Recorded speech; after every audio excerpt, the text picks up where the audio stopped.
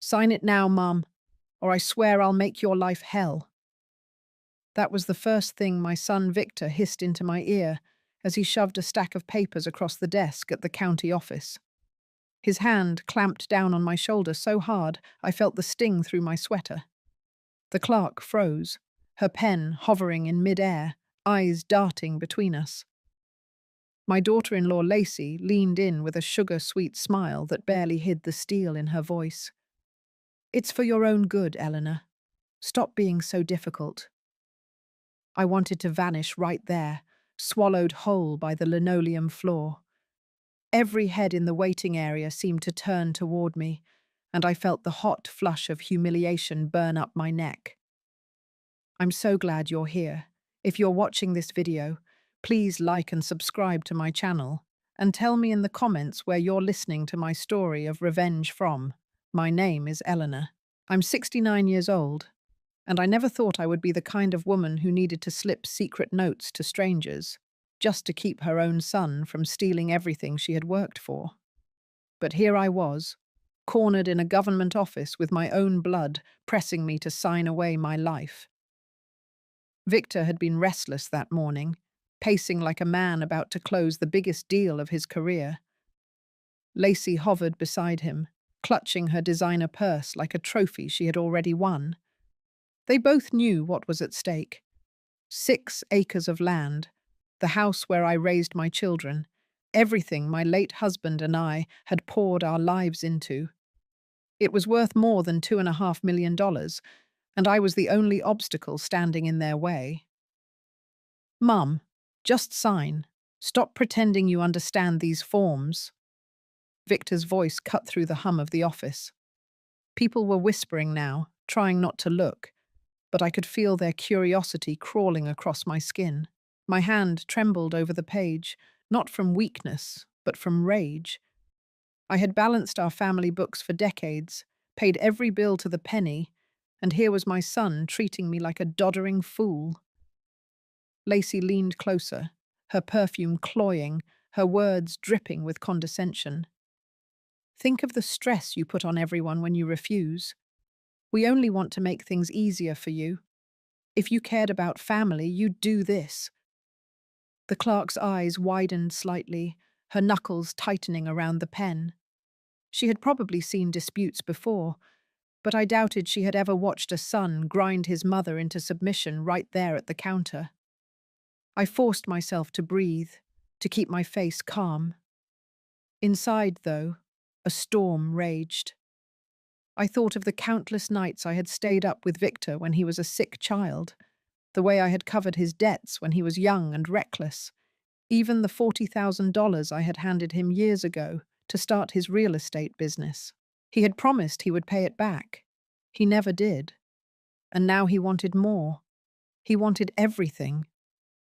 "Mum, don't embarrass us," Victor muttered under his breath, but the edge in his tone was sharp enough to cut. His grip on my shoulder tightened. I felt trapped, like prey caught in a snare. Lacey's smile never faltered, but her eyes glittered with triumph, as if she already saw herself walking through the doors of my home, rearranging the furniture to suit her taste. The clerk cleared her throat softly, trying to diffuse the tension. "Mrs. Whitmore, do you understand what you're about to sign?" she asked, her voice careful, almost hesitant. I caught her gaze and held it for a long moment. She saw something in my eyes, something Victor and Lacey were too blinded by greed to notice. She saw the truth. I slid my hand across the counter, not toward the papers, but toward a scrap of receipt paper near the pen holder. My fingers curled around it as naturally as if I were steadying myself. My son's voice droned on, trying to corner me with words, but I blocked him out.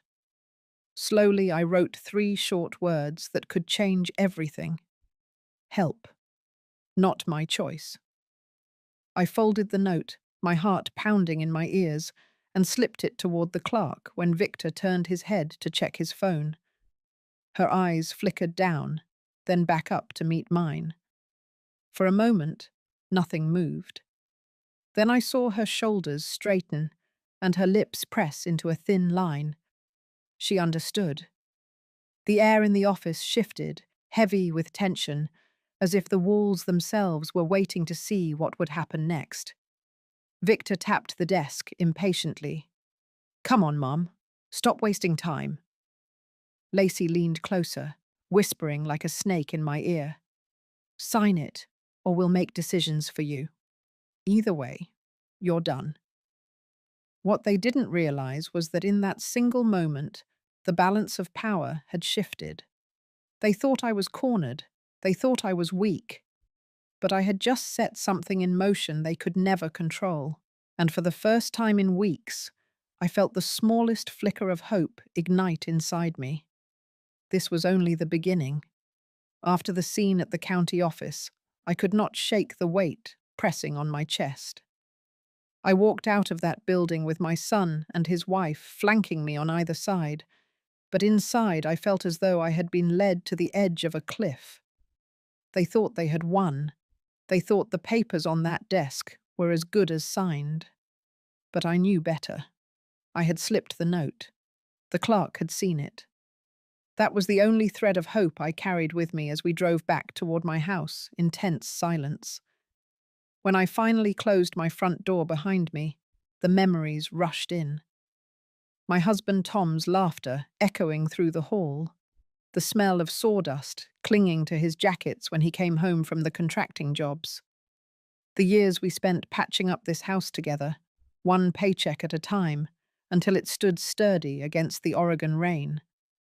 Those walls held 40 years of sacrifice. They also held the truth of what I had given to my children. Victor was not always like this. I remember him as a little boy with scraped knees, running into my arms for comfort. I remember staying up all night with him when he had chickenpox, rocking him until the fever broke. I remember the years when Tom and I stretched every dollar so that Victor could go to college. We skipped vacations. I worked extra shifts. Tom picked up side jobs. We told ourselves it would be worth it, that one day our son would stand on his own feet. But adulthood did not change Victor's appetite for more. 10 years ago, he came to me with a grand plan. He wanted to launch his own real estate business. He had charm, he had ambition, and he swore he only needed a boost to get started. I pulled $40,000 out of my savings. I told him it was a loan, not a gift. He promised he would pay it back within 5 years. That money vanished into failed deals, overpriced office furniture, and dinners meant to impress clients who never signed contracts. Not $1 ever came back. When Tom passed away 3 years ago, I thought the hardest part of my life was behind me. I sold his truck, paid off the last of the medical bills, and told myself I would live quietly. I kept the 6 acres of land we had bought outside town. We had dreamed of planting apple trees, maybe building a little cabin for the grandkids one day. That land was more than dirt. It was the last piece of Tom I could still hold. I should have known that land would become a target. Victor started circling like a hawk not long after the funeral. He dropped hints at Sunday dinners about how valuable property had become. Lacey asked casual questions about the deeds and titles. At first, I thought it was idle talk. I was wrong. 2 months ago, Victor appeared at my kitchen table with a new story. He said he was drowning in debt from a bad investment. He leaned close, his voice low, and told me the bank was going to come after him. He begged me to let him use the land as collateral just until he got back on his feet. I said no. That land was not his safety net. It was my future. His face hardened in a way I had never seen before. Since then, the pressure had been relentless. Lacey stopped pretending to be sweet. She showed up with a binder full of articles about elderly people making mistakes with their finances. She told me horror stories of widows scammed by strangers, implying that I was next if I did not let them take over. Victor kept repeating that I was confused, that I was forgetful. He pointed to little things, like the time I misplaced my keys or when I forgot a doctor's appointment, as if those slips proved I could not handle my own life. I knew the difference between normal aging and real decline. My mind was sharp. My checkbook balanced to the penny. My garden thrived because I still remembered every detail of planting schedules. But their words cut deep. It is hard not to question yourself when your own child insists you are failing. What hurt most was remembering all I had sacrificed for them. Tom and I went without new clothes, without dinners out, without repairs we should have made, just so we could keep money aside for Victor's dreams. We wanted to believe in him, and in return, he had turned me into a problem to be solved. That night, I sat in the quiet of my kitchen, staring at the folder of papers they had shoved in front of me. My reflection in the window looked back with silver hair and tired eyes. Yet behind that fatigue was something stronger. I was not a frail woman ready to be tucked away. I was a woman who had survived the loss of a husband, the struggles of raising children, the grind of keeping a home running. I was still capable. The humiliation of that morning still burned, but it also cleared the fog. I began to see their plan for what it really was. It was not about love or care. It was about control. They wanted my land, my house, my savings. They wanted to strip me of independence and package it as protection. I thought of Tom again. He had always told me, "Eleanor, you are stronger than you think." I whispered those words to myself as I locked away the papers in the old cedar chest in my bedroom. I was done being cornered. I would find a way to fight back. By the time the clock struck midnight, I had made a decision. I would not let their lies define me. I would seek help, and I would expose the truth, even if it meant dragging my own son into the light he had tried so hard to avoid. The next morning, I rose early, made myself coffee, and pulled out the worn address book Tom and I had kept for years. My finger traced down the page until I found the name I needed. Samuel Ortega, an old friend of the family and a lawyer who had stood by us in the past. My hands trembled as I dialed his number, not from fear, but from the surge of determination building inside me. "Samuel," I said when he answered, my voice steadier than I felt. "I need your help. My son is trying to take everything from me." The silence on the other end told me he understood more than I had said. The call to Samuel gave me courage, but it did not erase the tension in my home. After I hung up, I sat at the kitchen table, the early morning light falling across the wood grain, and tried to steady my breathing. I knew I had taken the first step toward protecting myself, but I also knew Victor and Lacey would not back off easily. Their campaign was only just beginning. That very afternoon, they showed up unannounced. I was in the garden trimming the rose bushes when I heard their car pull into the driveway. Lacey walked ahead, carrying a grocery bag as if she were delivering kindness. Victor followed close behind, his phone already in his hand. "Mom, we thought we'd bring dinner," Lacey said brightly, lifting the bag to show containers of takeout. "You shouldn't be cooking so much at your age." I brushed dirt from my gloves and forced a polite smile. "I'm perfectly fine, thank you. You didn't need to come by today." Victor scanned the yard with that calculating look I had come to dread. "The step on the porch is still loose," he said. "You could trip, and those tools lying around are a hazard."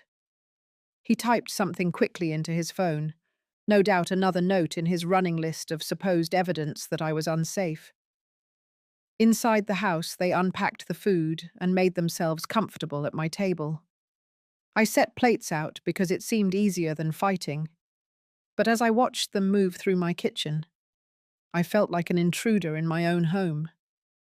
Lacey wiped a perfectly clean counter and shook her head like she had discovered a mess. When we sat down to eat, Victor placed an envelope in front of me. "These are just some forms from the bank," he said casually. "It will simplify things if you add our names to your accounts. Backup signers in case of an emergency. I pushed the envelope back across the table. I told you before, I manage my accounts just fine. There's no need. His jaw tightened. Mum, stop being stubborn. This is standard. Every responsible family does this. Lacey reached for my hand, her tone soft but laced with warning. We only want to protect you. What if something happened tomorrow and bills needed to be paid? Don't you want peace of mind? I pulled my hand away. Peace of mind doesn't come from handing over my life to someone else. I'll keep managing my own affairs. The air at the table chilled. Victor stabbed at his food, chewing hard, while Lacey plastered on her smile again. They left soon after, but not without leaving the envelope behind on the counter. I slipped it unopened into the cedar chest with the other documents. That night, I noticed something strange. My pill organizer on the kitchen shelf was out of order. Tuesday's slot held Friday's pills. My vitamins were mixed with my blood pressure tablets. I froze, staring at the box, replaying the countless mornings I had filled it carefully. I knew I had not made that mistake. A chill crawled up my spine. The next day, Lacey called. Mum, have you been feeling confused? We worry about you taking the wrong medication. Her voice was syrupy, but her words cut like knives. I didn't mix the pills, I said firmly. Of course, she answered quickly as if humoring a child. But what if you did and didn't notice? That's exactly why we think you need support. I ended the call and sat at the kitchen table, my hands shaking. They were planting seeds of doubt, trying to make me second-guess myself. I looked at the neat stack of bills on the counter, each paid on time. I thought of the balanced checkbook in the drawer, the garden thriving outside, the home clean and orderly. Nothing about my life reflected incompetence. Yet their voices wormed into my thoughts, whispering that maybe I was slipping. Later that week, Victor arrived without warning again. He walked through the house like an inspector, opening cabinets, checking expiration dates on milk and bread. He snapped pictures of my medicine bottles with his phone. What are you doing? I demanded. Just keeping track, he said smoothly. Sarah worries about you. We need to make sure you're safe. You mean Lacey? I corrected. He ignored me, already scrolling through his phone. It's documentation. If something happens, we'll have proof of what you've been taking. I stood in the doorway watching him, anger burning in my chest. He was not protecting me. He was building a case. Every photo, every note, every staged concern was ammunition to convince others that I was incompetent. That evening, I called Samuel again. They're escalating, I told him. Mixing my pills, taking pictures, trying to make me doubt myself. His voice was steady. Write down everything. Every visit, every conversation, every irregularity with your medications. Keep a record. We'll need it. I promised I would. After we hung up, I sat in the living room staring at Tom's old recliner. He would have known exactly what to say. He would have stormed into the kitchen and told Victor to stop this madness. But Tom was gone, and I had to fight alone. The days that followed brought more of the same. Lacey called twice a day, her voice dripping with concern, but always circling back to my supposed forgetfulness. Victor kept showing up with articles printed from the internet about dementia, about elderly people losing fortunes because they refused to accept help. Each piece of paper he waved in front of me was meant to chip away at my confidence. But the more they pressed, the clearer it became. Their kindness was a mask. Their concern was a weapon. And every move they made pushed me closer to the truth. One evening I stood in front of the mirror in the hallway. The woman looking back at me had silver hair, tired eyes, and a line of worry etched across her forehead. But those eyes were still sharp. That woman was not confused. She was waking up. I whispered to my reflection, "They think I'm weak. They think I'll fold. But they're wrong." The reflection stared back with quiet determination. I knew then that I was not imagining things. There was a pattern. Their visits, their staged incidents, the documents on my counter. It was not coincidence. It was a plan. And I had just begun to uncover it. The breaking point came on a grey Thursday morning. I had just settled in with a cup of tea when the knock came at my door. I opened it to find Victor standing there with a man I had never seen before. The stranger carried a clipboard and wore a badge clipped to his shirt pocket. Lacey was not far behind, her smile painted on, as always. "Mum, this is Mr. Harris," Victor said. "He's here to do a quick safety evaluation of your house. Standard procedure. Nothing to worry about." I stared at the man, then at my son. "I didn't ask for an evaluation," I said. Victor gave a tight smile. "We asked for it. We want to make sure you're safe here. You should be grateful." Before I could protest, Harris stepped inside and began walking from room to room. He scribbled notes as he checked the outlets, the throw rugs, the stairs. Lacey followed him, nodding as if each observation confirmed what she already believed. I trailed behind, my fists clenched at my sides. In the kitchen, Harris pointed to the pill organizer on the counter. "Who manages your medication?" he asked. "I do," I answered. Victor cut in before I could say more. "She's been mixing them up. We've been really concerned. That's why we wanted you here." My mouth went dry. I wanted to shout that it wasn't true, that they were the ones tampering. But Harris barely looked at me. His pen scratched across the paper, another mark against me in a file I had not agreed to. When they reached the living room, Victor pulled open the drawer where I kept bills and waved one of the envelopes in Harris's direction. "Sometimes she forgets payments. We try to help, but she resists." "That is a lie," I said, my voice shaking. "Every bill is paid on time. Check the dates yourself." But Harris only nodded and wrote something down. I felt the heat of humiliation rise up my neck. My own son was parading me like a helpless old woman in front of a stranger. After Harris left, promising to file his report, Victor turned to me. His face was hard, his voice low. "You're making this more difficult than it has to be.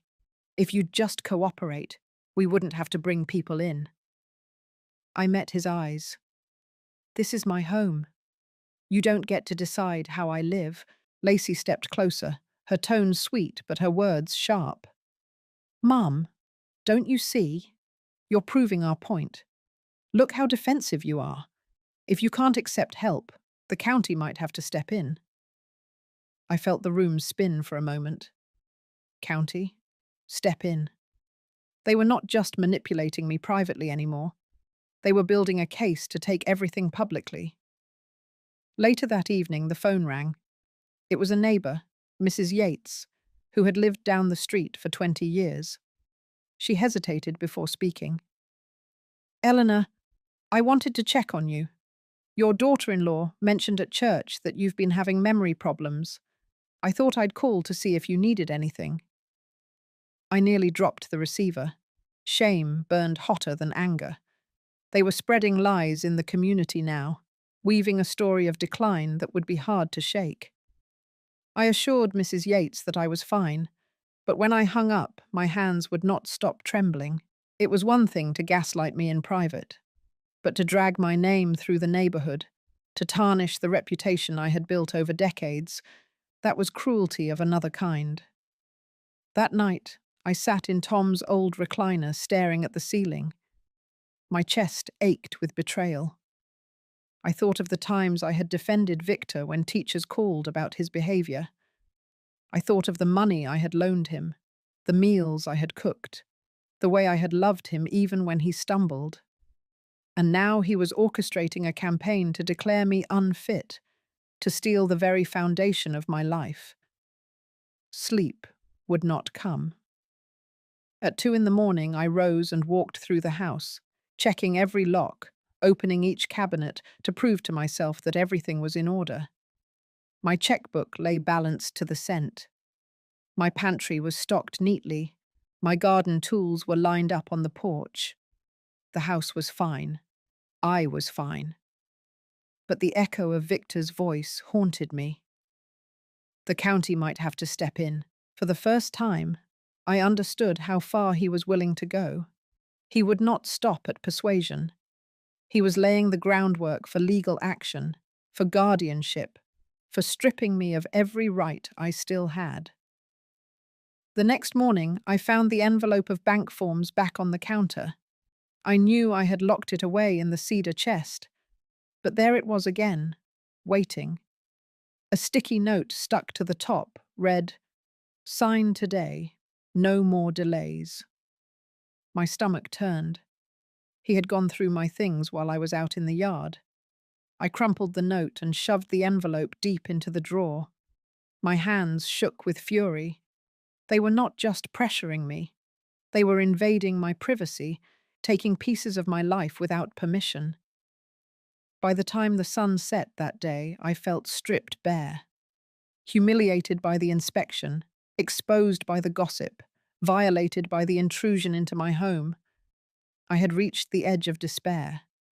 But even as the weight of it threatened to crush me, a spark of resolve flickered. They wanted me to believe I was powerless. They wanted me ashamed and silent. I was neither. I went to my desk, pulled out a notebook, and began to write.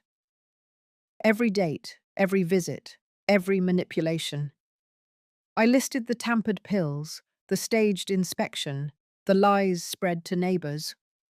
Each page steadied me. Each word became a weapon I would one day use. As I closed the notebook and set it beside the lamp, I whispered to the empty room, "You think you're breaking me, Victor, but you're only making me stronger." The morning after the inspector's visit, I knew I could not sit in silence any longer. The humiliation still burned in me, but beneath it was a steady determination. I needed someone who could look at the situation clearly, someone who would not be swayed by Victor's charm or Lacey's fake concern. That is why I drove to Samuel Ortega's office. The small law building sat near the courthouse, its brick walls weathered but solid. When I stepped inside, the scent of old books and polished wood met me. Samuel came out from behind his desk as soon as he saw me. His hair had turned silver since the last time I saw him, but his eyes were sharp and kind. "Eleanor," he said, gripping my hand warmly, "what brings you in today?" I lowered myself into the chair across from him and took a long breath. "It's Victor. He's trying to take everything from me. The land, the house, even my bank accounts. They've been pressuring me non-stop. I don't know how much longer I can keep them at bay." His expression grew serious. "Tell me exactly what they've done." For the next half hour, I laid it all out. The papers they had pushed under my nose, the staged concern, the tampered medication, the county inspector who walked through my home. I told him about the gossip Lacey had started and the envelope with the sticky note demanding my signature. Samuel listened without interrupting, occasionally jotting notes on a yellow pad.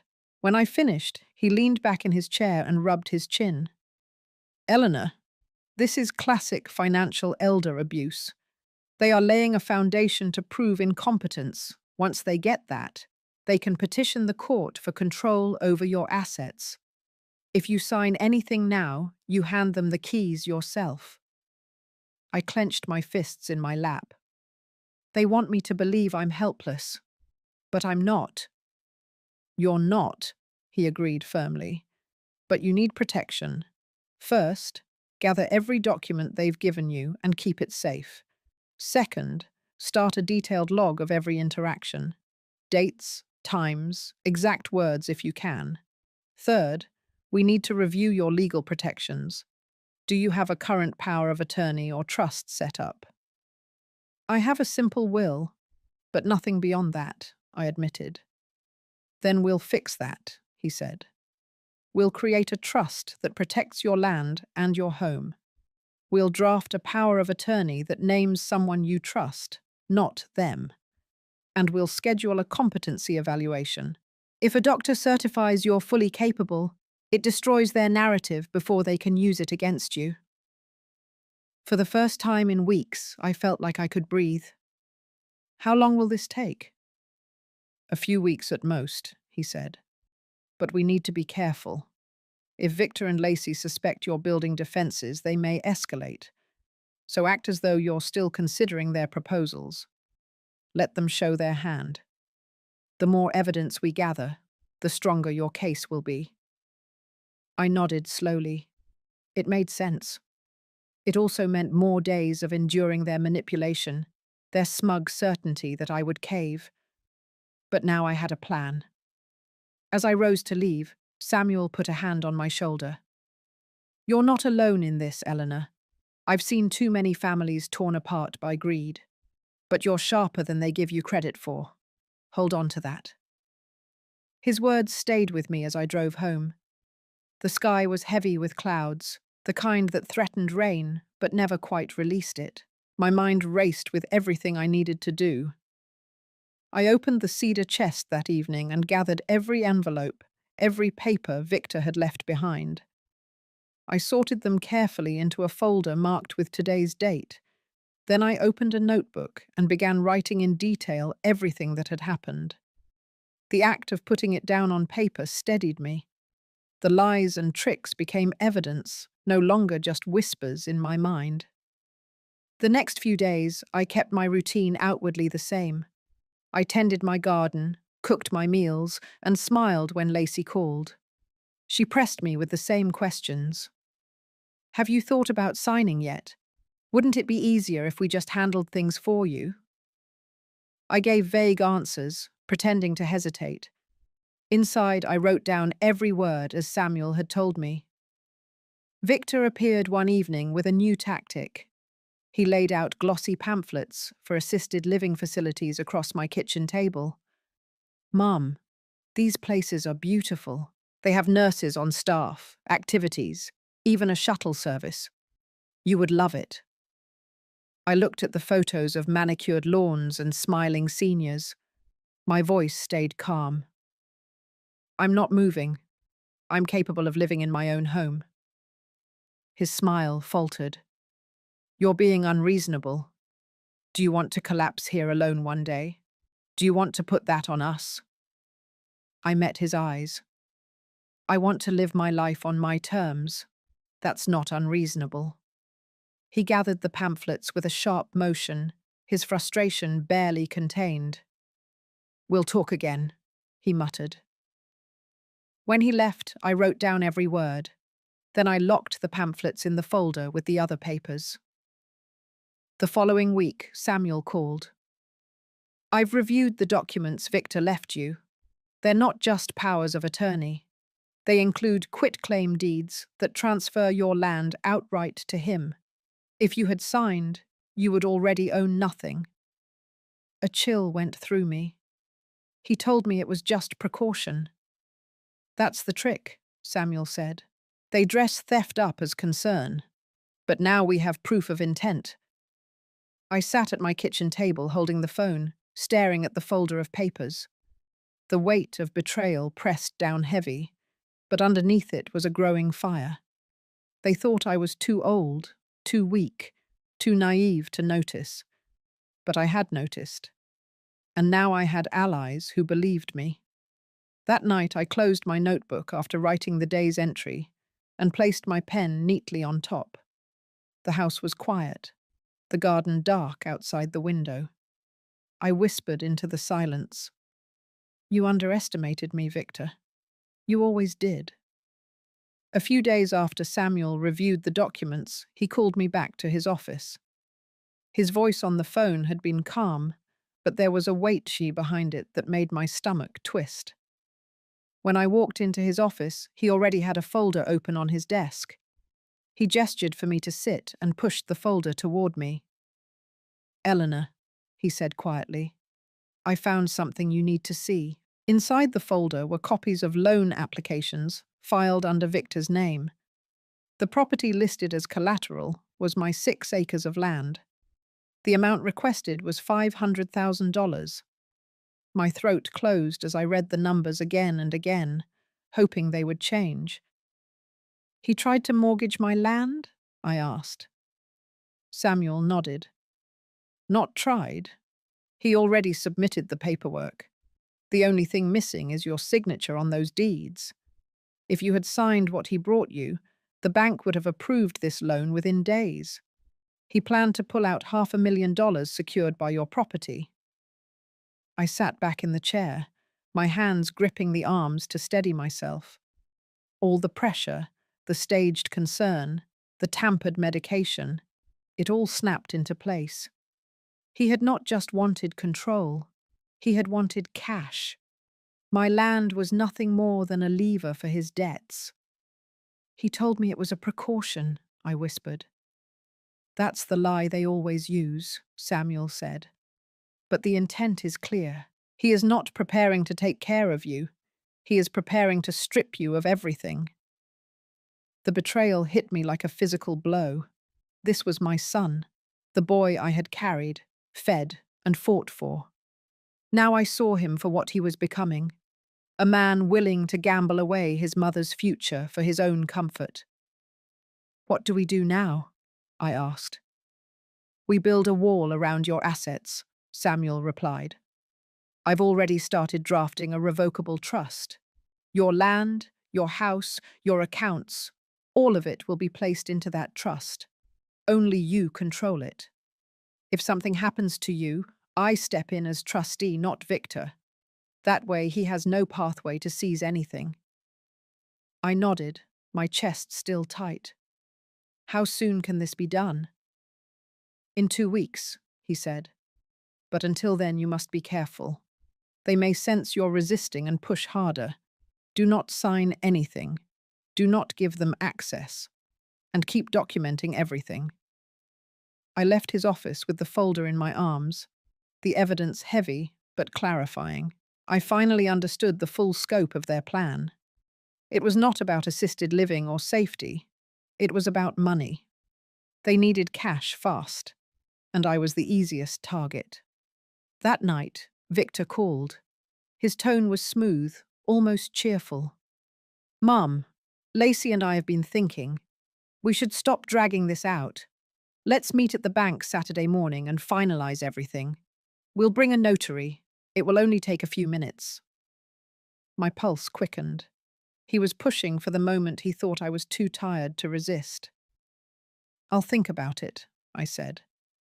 "There's nothing to think about," he replied. "It's just paperwork. You'll feel so much better when it's settled." After I hung up, I sat at my kitchen table staring at the phone. Fear prickled at me, but so did resolve. He believed I was still wavering. That belief would be my advantage. The next day, Lacey arrived with her usual sugary smile. She brought bagels and coffee, setting them out like an offering. Then she slid another set of documents across the table. "These are simpler than before," she said sweetly. "Just joint account forms, backup signatures, nothing else." I opened the folder. The language was clear enough for anyone to see.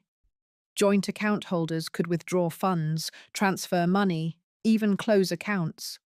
It was not backup. It was full control. "You really think I don't read these?" I asked. Her smile faltered for half a second before she recovered. "Of course you read them, Mum. But wouldn't it be nice to stop worrying? You could relax knowing we're taking care of things." I closed the folder and pushed it back. "I'll have my lawyer look at them first." The colour drained slightly from her face. "There's no need for that. Lawyers are expensive. This is just family business." "Then you won't mind me waiting," I said.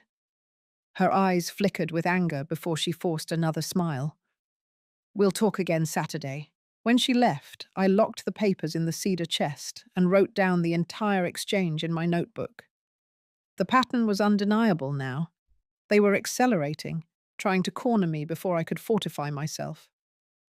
Friday night, I gathered every important document I owned and placed them in a small fireproof safe in my bedroom. I slept lightly, waking at every sound, my mind racing through what Saturday would bring. The morning came bright and cold. Victor and Lacey pulled into my driveway at 9 sharp. My grandchildren ran to the backyard to play while their parents walked inside with determined faces. Victor carried a leather portfolio. Lacey carried a smile that looked carved from stone. "We're ready," Victor said. "The notary will meet us at the bank at 11. Bring your ID and we'll get this over with." I poured myself coffee, steadying my hands. "I'll go," I said quietly. Relief flashed across their faces. They thought the battle was won. They did not see the steel forming inside me, the knowledge Samuel had given me, or the plan beginning to unfold. As they gathered the children and bustled toward the door, Victor looked back at me. "You'll thank us one day, Mom. We're saving you from yourself." I held his gaze without answering. My heart pounded, but not with fear anymore. For the first time in weeks, I felt something stronger rising. This was no longer just about resisting. This was about exposing the truth. Saturday arrived like a storm cloud hanging over my house. I moved slowly through my morning routine, my body steady, but my mind racing. I knew Victor and Lacey believed this would be the day they finally secured control. What they did not know was that I had no intention of handing them my life. At 10 o'clock sharp, their SUV pulled into my driveway. The children tumbled out first, running to the backyard, oblivious to the tension thickening in the air. Victor walked in carrying his leather portfolio, his steps brisk and impatient. Lacey followed close behind, a forced brightness in her voice as she said, "Ready for a smooth morning, Mum? This will all be over soon." I set my coffee cup down carefully. "I'm ready, Pill," I answered, keeping my tone neutral. The drive to the bank felt like a funeral procession. I sat in the back seat staring out the window, watching familiar streets blur past. Victor and Lacey chatted in low tones in the front, occasionally glancing at me as though I were cargo they needed to deliver. My hands rested in my lap, but inside every muscle was tight, prepared. When we arrived, a man in a suit was waiting in the lobby. Victor introduced him as Mike, their notary. He smiled with false warmth and shook my hand. "This will only take a few minutes, Mrs. Whitmore," he said. His tone was professional, but his eyes told a different story. He was here to push this through quickly. The bank manager, Patricia Alvarez, met us near the counter. She led us into a small private office and closed the door. Her expression was neutral as she opened the folder of forms Victor handed her. "So you want to add joint account holders to all of your accounts?" she asked. "Yes," Victor answered before I could speak. "For emergencies." Patricia's eyes moved to me. "Mrs. Whitmore, do you understand that joint account holders have full access to withdraw money, transfer funds, and close accounts without your permission?" I met her gaze and held it. "I understand." Victor shifted impatiently. "She's tired, but she knows what she's doing. Let's just move this along." Patricia did not look at him. She kept her eyes on me. "Are you comfortable with this decision, Mrs. Whitmore?" My voice was steady. "I suppose it's necessary," I said, letting a trace of hesitation slip through. I reached into my purse and pulled out a folded slip of paper. While Victor leaned toward his phone and Lacey adjusted her jacket, I slid the note across the desk to Patricia. 3 words in sharp black ink. "Help, not my choice." Her eyes flickered down, then back up, her face unreadable. She cleared her throat. Mr. and Mrs. Whitmore, could you step outside for a moment while I verify a few details with your mother? Victor frowned. Is that really necessary? It's standard procedure, Patricia replied smoothly. I'll just need a few minutes. Reluctantly, Victor and Lacey left the room. As soon as the door closed, Patricia leaned forward, lowering her voice. You're being pressured, aren't you? Yes, I whispered. They've been at this for weeks. They want my land, my house, my money. They tampered with my pills, spread lies to neighbors, even brought an inspector.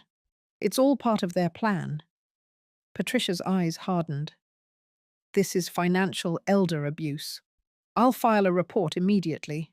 In the meantime, we'll set flags on your accounts. Any unusual activity will alert me directly. They won't know, but we'll be watching. Relief washed through me. For the first time, I felt someone outside my circle of grief and betrayal stand beside me. The door opened and Victor strode back in, his patience gone. What's taking so long? Patricia straightened, her voice calm. Everything's in order. We just need the notarization. Mike stepped forward with his stamp. I placed the pen in my hand, forcing it to tremble slightly. I signed, letting Victor see what he thought was his victory. At the same moment, Patricia discreetly angled her phone on the desk, recording the way Victor leaned over me, his hand pressing into my shoulder. His smile for the camera looked triumphant. Mine looked tired, but my eyes burned with something he could not see. When it was over, Victor clapped his hands together.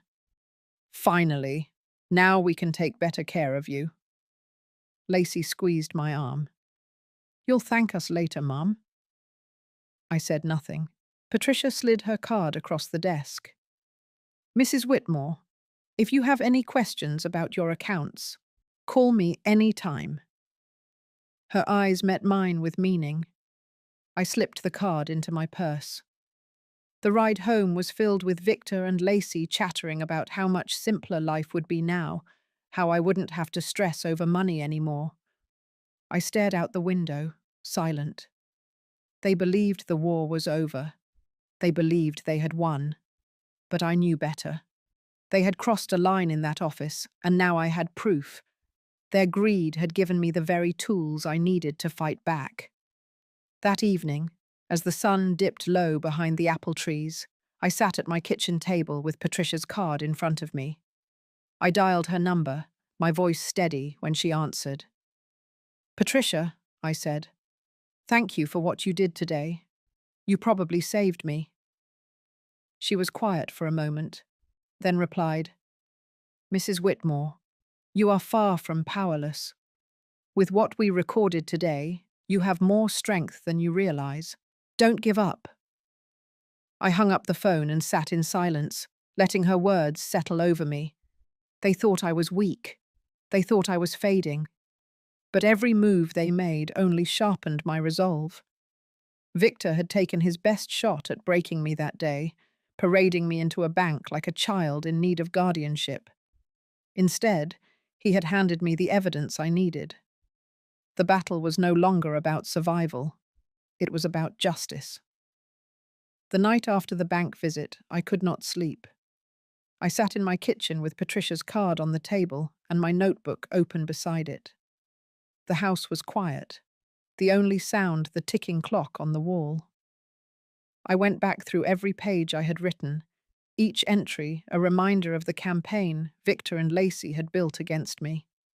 The tampered pills, the staged inspections, the gossip, the forged papers, all of it formed a pattern too precise to be chance. They thought they had tightened the noose, but what they did not realize was that every step had left a trail. The next morning I called Samuel and told him everything that happened at the bank. He listened carefully, his voice calm but urgent.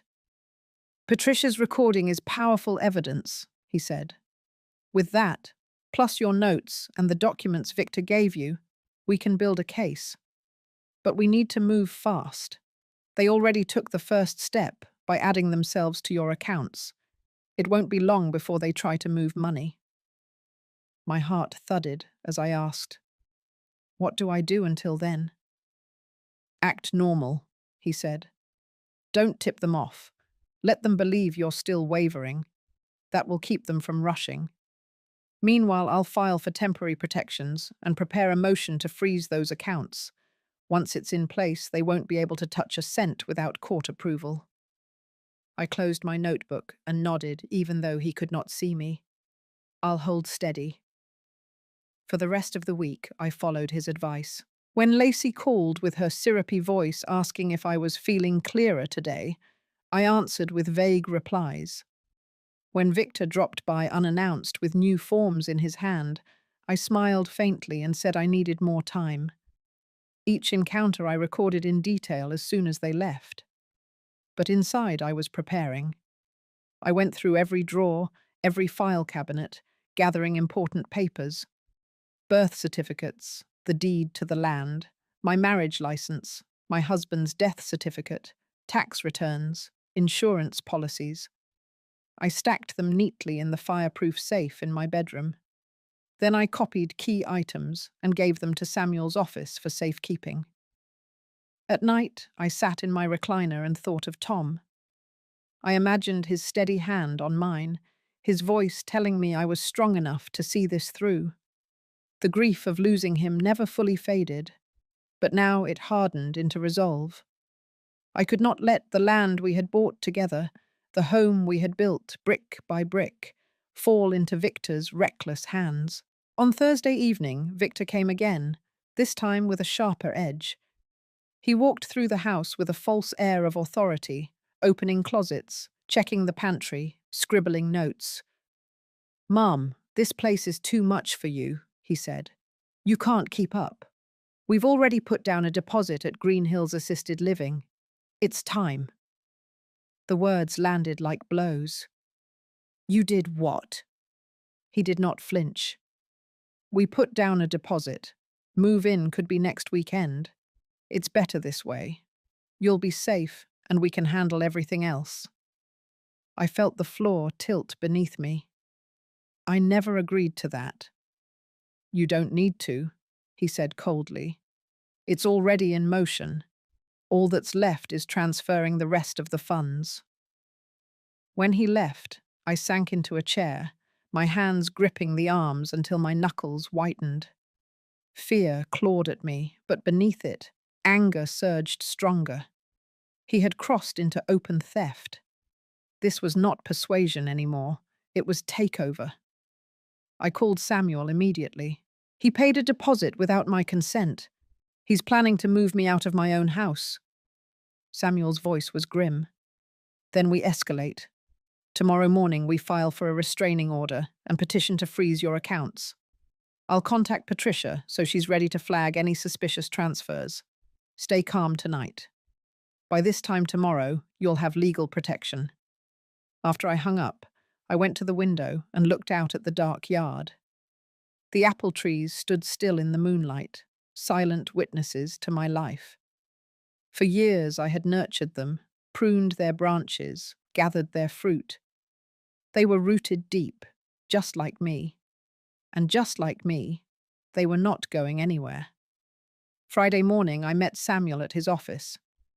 The folder of evidence lay heavy in my arms, but when I handed it to him, I felt lighter. He spread the papers across his desk, methodical and calm. Patricia had already sent over the recording and a note confirming she had flagged my accounts. "With this," Samuel said, tapping the pile, "we can show the court a clear pattern of coercion and abuse. Once the order is granted, they won't be able to withdraw a dime. And if they try, they risk criminal charges." I sat straighter, a flicker of relief warming me.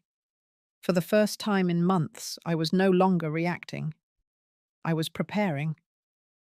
That evening I returned home and went through the house with new eyes. Every corner Victor had criticized, every drawer Lacey had opened, now looked different. They weren't signs of weakness. They were proof of the life I had built. My home was organized, my bills were paid, my mind was clear. When the phone rang later that night, I let it go to voicemail. Victor's voice filled the machine. "Mom, call me back. We need to finalize everything before the weekend. Don't make this harder than it has to be." I erased the message without listening further. I opened my notebook and wrote the date, the time, his exact words. Then I closed it with a firm hand. The storm was coming, but I was no longer afraid. I had my evidence, I had allies, and soon I would have the law on my side. Victor and Lacey thought they had cornered me. What they did not know was that I was already preparing to strike back. Saturday morning, the courthouse smelled of old paper and floor polish. I sat beside Samuel in a narrow wooden bench, clutching the folder of evidence like it was a lifeline. He leaned close and spoke quietly. "Today is the day we stop them from touching another cent." His calm steadied me, but my stomach still churned. The hearing room filled quickly. Victor and Lacey swept in with sharp clothes and smug expressions, whispering to each other as if this were a business meeting. They avoided looking at me, though I felt their presence like a shadow. The judge, a tall man with silver glasses, entered and called the case. Samuel rose and presented the petition for a restraining order and the freeze on my accounts. He laid out the facts, one by one. The forged documents, the staged inspections, the tampered pills, the deposit made to the assisted living facility without my consent. Then he played Patricia's recording from the bank. The room went silent as Victor's voice filled the speakers, low and menacing, telling me to sign. The sound of his hand pressing into my shoulder was faint, but clear enough. The judge's expression hardened. "Mr. Whitmore, do you dispute this recording?" Victor straightened his tie. "Your Honor, my mother is confused. She misinterprets concern as control. We were trying to protect her. That recording is taken out of context." Lacey nodded quickly. "We love her. We've only tried to help. Any financial moves were for her safety." Samuel remained calm. If that were true, why hide the quitclaim deeds disguised as precautionary forms? Why apply for a $500,000 loan using her land as collateral? Why pressure her repeatedly while spreading rumors of dementia in the community? He let the silence hang. This is not protection. This is exploitation. The judge looked at Victor again. "Did you apply for a loan using your mother's land?" Victor hesitated, his jaw tightening. "I was exploring options. Nothing had been finalized." "Exploring options with property that is not yours," the judge said flatly. "I have heard enough." He signed the order with a heavy stroke. "The accounts are frozen. Any attempt to access them will result in immediate criminal referral. Furthermore, this court issues a temporary restraining order against Victor and Lacey Whitmore. You are not to contact Mrs. Whitmore directly until further review." My breath rushed out in relief. For the first time in months, I felt the weight shift off my chest. But the confrontation was not over. As we left the courtroom, Victor stormed into the hallway, his composure cracking. He leaned close enough that I could see the anger in his eyes. "You think you've won, Mom. This isn't finished. You'll regret this." Samuel stepped between us, his voice firm. "Step back, Victor. You're already on thin ice." Lacey pulled at Victor's arm, whispering, "Not here." They stalked away, their footsteps echoing off the marble walls. Outside the courthouse, the air felt brighter, almost clean. Samuel placed a reassuring hand on my shoulder. "They're cornered. They will try something again. But now the law is on our side. Patricia is monitoring the accounts, and with this order in place, they can't move money. Next step is building the full case for permanent protection." I nodded, still absorbing the shift. For weeks I had been pushed, manipulated, humiliated. Now the balance had begun to turn. That evening I sat in my kitchen with my notebook open. I wrote every detail of the hearing, from Victor's pale face when the recording played to the sound of the gavel striking. Each line strengthened me. Each word reminded me that truth had power. The phone rang twice that night. I let it go to voicemail. Both messages were Victor's voice, each one angrier than the last. The first said, "You don't understand what you've done." The second ended with, "You've destroyed this family." I deleted them both. Sunday passed quietly.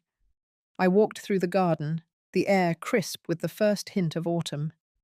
The apple trees were heavy with fruit, their branches bending low. I picked a basketful and set them on the kitchen counter. They were mine. My land had produced them. That truth anchored me deeper than any words Victor could throw. But on Monday morning, Patricia called. Her voice was firm. "Eleanor, I flagged a transfer attempt last night. Victor tried to move $15,000 from one of the accounts. The system blocked it, and with the freeze in place, nothing went through. But he tried." My chest tightened. "Even after the court order?" "Especially after," she said. "It shows how desperate he is. I've already filed the incident report. It will strengthen your case." I thanked her and hung up, my hands steady as I reached for my notebook. I wrote it down, word for word, evidence piling higher. That night, I thought of Tom again. I imagined him smiling, telling me I had finally stopped letting our son's charm blind me. It hurt to face what Victor had become, but the pain no longer paralyzed me. It pushed me forward. The next confrontation would come soon. I could feel it in the tension of Victor's voice, in the hurried steps of Lacey beside him. They were losing control, and people like them did not surrender quietly. But neither did I. 2 days after the failed transfer attempt, I woke to the sound of a car door slamming in my driveway. I pulled back the curtain and saw Victor's SUV parked crooked, its headlights still on. My pulse quickened. I knew he was not here for a visit. The knock rattled the door a moment later.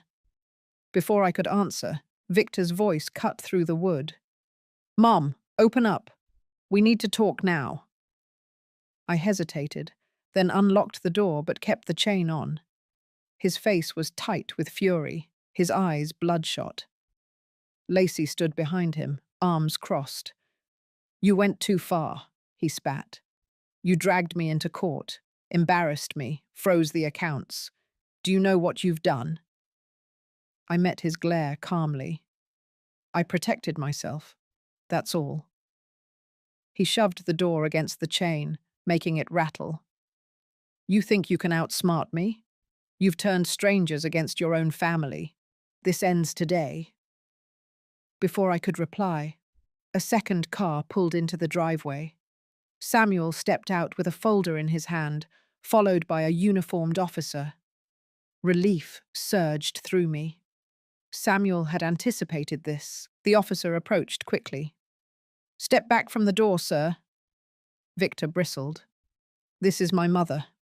I have every right to be here." "Not according to the restraining order," the officer said evenly. "Step back now." Lacey tugged at his sleeve. "Victor, let's not do this here." But Victor was beyond reason. "She owes me. She wouldn't have anything if it weren't for me. That land should have been mine years ago." The words sliced through me. It was not just about money. It was entitlement, deep and poisonous. Samuel held up the folder. "Actually, Eleanor owns everything free and clear. And as of this morning, the trust documents are finalized. Every asset, every account, every acre of land is secured. You have no claim to any of it." Victor's face drained of color. "You can't do that without me." "I already did," I said quietly. The officer stepped closer. Sir, you need to leave, or I'll place you under arrest. Victor's fists clenched, but Lacey finally pulled harder. Victor, stop. We'll fight this another way. She dragged him back toward the SUV, his rage still spilling over in muttered curses. When their car screeched away, the silence that followed felt heavy but cleansing. Samuel turned to me, his voice steady. The trust makes their path impossible now. They can yell, they can threaten, but legally they are shut out. I nodded, my hands trembling slightly. It's over? Not completely, Betodza, he said. There's still the matter of the money they already tried to move. Patricia flagged another attempted transfer last night. 15,000 routed toward that facility deposit. With today's filing, that becomes evidence of theft. We're pursuing charges. The officer confirmed it. If the DA accepts the case, Victor could be indicted for financial exploitation. It carries prison time. I sank into a chair, the reality slowly settling over me. For months they had chipped away at me, but now the tide had turned. The law was finally catching up to their schemes. That evening, I sat on my porch, watching the sun drop behind the apple trees. The air was crisp, the leaves starting to turn. My notebook rested on my lap, filled with every detail of the past months. Each page was a reminder of what I had endured, but also what I had overcome. As the sky darkened, the phone rang. It was Patricia. I wanted you to know, she said, the flagged transactions are officially under investigation, and with the trust in place, your accounts are secure. They can't touch you anymore. Thank you, I whispered. You did the hard part, she said gently. You refused to be silenced. After I hung up, I looked out at the orchard one more time. The branches swayed in the evening breeze, strong and unbroken, just like me. The next day, Victor tried again, not with force but with words. He sent a letter, handwritten, left on my porch. It said, "You destroyed our family. You chose lawyers over blood. One day you'll regret it." I read it once and tucked it into the folder of evidence. It was not a wound anymore. It was proof. Proof of what he had become. Samuel called later to update me. The DA is reviewing the case. It looks strong. They can't spin this as care anymore. The recording, the transfers, the documents, it all points to exploitation. I closed my eyes and breathed deeply. For the first time in months, I felt not just relief, but strength. They had tried everything: coercion, lies, manipulation, intimidation, and failed. The battle was not finished, but I had already won something greater. I had my dignity back. The weeks that followed were quieter than I expected. After the confrontation at my door and the restraining order, Victor kept his distance. Lacey stayed silent too. The house no longer echoed with surprise visits or forced conversations. Instead, the only sounds were the hum of the refrigerator and the rustle of the wind through the apple trees outside. For the first time in months, I could sit in my kitchen without dread. But quiet did not mean everything was settled. Samuel called often to update me. The investigation was moving forward. The district attorney had taken an interest in the evidence and was preparing charges. Each time Samuel spoke, I felt the walls around me grow sturdier. One afternoon, Patricia invited me to the bank to sign the final documents for my trust. She greeted me with the same calm assurance she had shown in that office the day I slipped her the note. "Everything is locked down now," she said. "Your accounts are secure. No joint holders, no hidden loopholes. Only you have control." I signed with steady hands. When I walked out of the bank, sunlight touched my face and I felt lighter. The chain Victor had tried to wrap around me had been broken link by link. Yet I could not pretend the damage had not been done. In the quiet evenings, I sometimes replayed his words, the way he told me I would regret standing up for myself, the way he said I owed him. Those memories hurt. They cut deeper than the paperwork ever could. To heal, I turned back to my routines. I dug my hands into the soil of the garden, trimming roses, planting late autumn vegetables. I joined my book club again, walking into the library with my head held high. Friends who had heard the gossip now saw me with their own eyes, steady and clear. I did not need to defend myself. My presence was proof enough. The neighborhood that once echoed with Lacey's whispers of confusion now echoed with something else: respect. People nodded when I passed, some even stopping to tell me they admired how I had stood my ground. Mrs. Yates, the neighbor who had once called after hearing lies, stopped me at the mailbox. "Eleanor, I'm sorry for ever doubting you. I see now how strong you've been." Her words warmed me, not because I needed validation, but because they reminded me that truth eventually surfaces, no matter how deep someone tries to bury it. Meanwhile, Samuel kept building the legal wall around me. He arranged for the return of the deposit Victor had placed on the assisted living facility. He filed the paperwork to recover the 15,000 Victor had attempted to move. Piece by piece, everything they had tried to take was pulled back. One evening I sat on the porch with my notebook in hand. I flipped through the pages filled with dates and words I once wrote with trembling hands. Now those same pages looked different. They were not just records of pain. They were evidence of survival.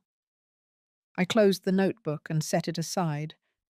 The apple trees swayed gently in the evening breeze, their branches thinning as autumn deepened. I thought of Tom again, and for the first time the memory did not sting. It steadied me. I had faced betrayal, but I had also reclaimed dignity. That was a victory he would have been proud of. Later that week, Samuel called with news that the DA's office was ready to move forward. "They will be charged formally in the coming weeks," he said. "It may take time, but the law is on your side now." I thanked him, my voice steady. It's not just about punishment. It's about drawing a line. They need to know I will not be erased. "That line is clear now," Samuel said. That night, I slept without waking at every sound. I no longer needed to check the locks twice or hide documents in the cedar chest. The danger was still out there, but it no longer sat in my living room pretending to be family. As the days passed, I began to look ahead. I considered volunteering at the community center, maybe sharing my story with other women who might face the same manipulation. If it could happen to me, it could happen to anyone. And maybe my voice could help someone else find their strength sooner. One Sunday morning, I baked a pie with the apples from my own trees. I carried it next door to Mrs. Yates and shared it over coffee. We talked about books, about the changing season, about ordinary things. For the first time in a long while, life felt ordinary again. The scars of betrayal remained, but they no longer controlled me. The fear had faded, replaced by calm certainty. My home was mine. My land was safe. My life was in my hands. And that was enough. The day of the final hearing arrived with a crisp chill in the air. I walked into the courthouse with Samuel beside me, his briefcase filled with months of evidence. Patricia was already there, her quiet nod reminding me of the moment she had first slipped me her card. We had come full circle. Victor and Lacey sat on the opposite side of the room, their shoulders stiff, their faces pale. For once, there was no smugness. They looked worn, the weight of consequences pressing on them. The district attorney presented the case in measured tones, laying out the recording, the attempted transfers, the false documents, the deposit made in my name. Piece by piece, the story unfolded, undeniable. When the judge spoke, his words were clear. This court finds that Victor and Lacey Whitmore engaged in financial exploitation of a vulnerable adult. The restraining order will remain in place. Restitution is required for funds already taken. Further, probationary oversight is imposed to ensure compliance. It was not prison, but it was accountability. For me, that was enough. I did not need to see them locked away. I needed them to face what they had done, and to know the law had marked it as wrong. As we left the courtroom, Victor called my name. I paused in the hallway, Samuel at my side. Victor's voice was lower than I had ever heard it. "Mum, I never thought it would come to this. I was desperate. I made mistakes. I can't take them back." I looked at him, my son, the boy I had once carried on my hip, the man who had tried to strip me of everything. My heart ached with both anger and sorrow. "You hurt me, Victor. You betrayed me. But you are still my son. What you do next is up to you. If you want forgiveness, it starts with honesty and change." His eyes dropped, and for the first time in months, I saw something other than entitlement. Shame. Lacey touched his arm, her expression unreadable, and they walked away. Outside the courthouse, I breathed deeply, the cool air filling my lungs. The land was still mine. My home was still mine. My dignity was intact. But more than that, I had learned something essential. Boundaries are not betrayal. They are survival. In the weeks that followed, life slowly returned to rhythm. I tended my garden, baked pies for the neighbours, joined my book club without fear of whispers.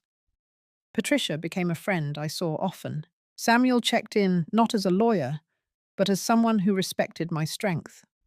The weight of dread was gone. One afternoon, as I sat on my porch, I saw Victor's car pull into the street. He did not stop, but he slowed and looked toward the house. Our eyes met through the glass. He gave a small nod before driving on. It was not reconciliation, but it was a beginning. And that was enough for me. I knew healing would take time. Trust could not be rebuilt overnight.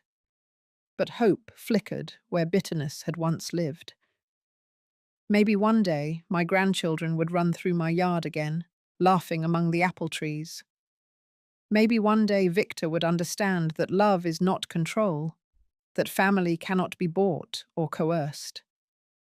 Until then, I would live each day on my terms, rooted like the trees Tom and I had planted, strong and unshaken. Thank you for listening to my story. If you have ever faced betrayal from someone you trusted, you know how heavy that pain can be. But you also know that standing your ground is not selfish, it is survival. Justice may not always look like revenge, but it can look like dignity, safety, and peace. I wonder, if you were in my place, would you have chosen forgiveness as I did, or would you have wanted harsher punishment? Share your thoughts in the comments, and don't forget to like and subscribe so we can keep sharing stories that matter.